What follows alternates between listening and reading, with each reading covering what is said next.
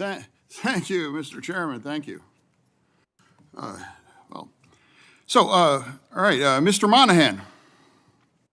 Back in 2008, the Bank of America, your bank, didn't have enough capital to cushion the bad investments decisions that you made, and you had to be bailed out. And then in 2023 of this year, the Silicon Valley Bank didn't have maintaining enough capital and had to cost over $20 billion from the FDIC. So let me ask you, should we believe you that you have the Batman, we got this kind of an issue? Or should we able to have intervention to adjust this?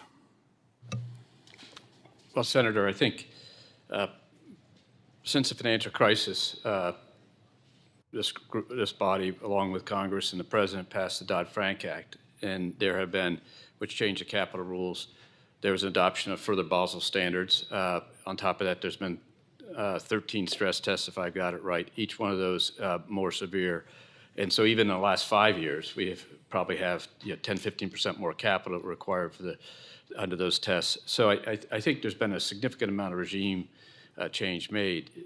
The question is, for the institutions that failed early this year, is that none of them are captured with that scrutiny.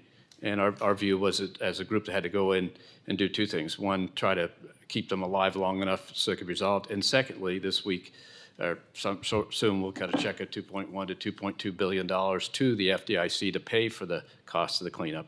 And our company, along with all of us, our view is that these capital rules aren't really going to address that. And there have been many capital rules applied to these institutions and the 30 stress test banks which do apply to that. And that's why you saw us to be a source of strength earlier this year. Oh, yeah, well, if you felt that, we all supported those kind of changes after the crash, and then how come we have what happened at the Silicon Valley Bank now some 15 years later, and if there wasn't the kind of intervention, it would have called another kind of a crash. So have we got it right yet? Should we have to make any more changes? How are you okay with this idea that a relatively small bank, especially compared to the size of all of you in front of us today, could cause a crash system-wide, unless that the president had to quickly intervene and make sure that we address this? Any changes? Anything else? Or that it's okay to worry that a small bank could actually imperil our entire financial system? I think 4,000 banks have failed over the course of time. That's what the FDIC was created to help, and they've been resolved as a. But have any of them almost crashed their entire economy or the financial system? In 07, 08, the system was outside the system in addition to that. So many of the people up here were not bank holding companies at that time. And that was the invention of the broader purview of the banking regulatory net, the invention of the FSOC we've talked about, the invention of stress testing, the invention of all these things and Basel rules to move to a advanced methodology using models and other things to measure risk as opposed to standardized methodologies, which is what we're going back to now. All that was made to change the system. Silicon Valley didn't threaten the U.S. economy. It could have been resolved, and it was resolved. Well, why did the president, act so swiftly if there wasn't such a concern? That's amazing that you can get, on the phone and act so quickly for that kind of money. Like, if there really wasn't such a significant risk. I mean, I wasn't read about the other 4,000 banks that crashed that, required the president to react in such a swift manner. You'd have to ask the people. We didn't think that all that could have been resolved differently. Many of us that got involved with the First Republic transaction, the deposits we put in. But you're going to have ask the other people why they did what they did. It's not us. Okay, so but again, so no changes are necessary, despite now that we seem to have this enduring kind of a risk that bad behavior or bad investments could actually crash, our whole financial systems. There were specific things that happened in Silicon Valley Bank that should be addressed by regulations.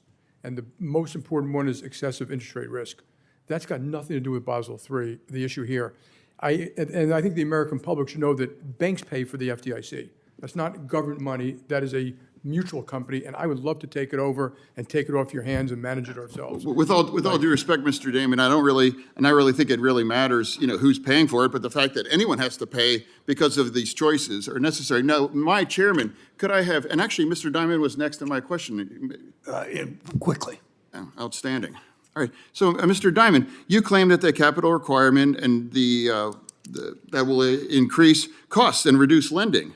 Chase done $5.7 billion in share buybacks and $9 billion in dividends so far this year. So, wouldn't it be easier just to kind of hold on to a lot of that money and lend it out? Or why would you want to give it away to the shareholders and other things like that, or buying back your own stock?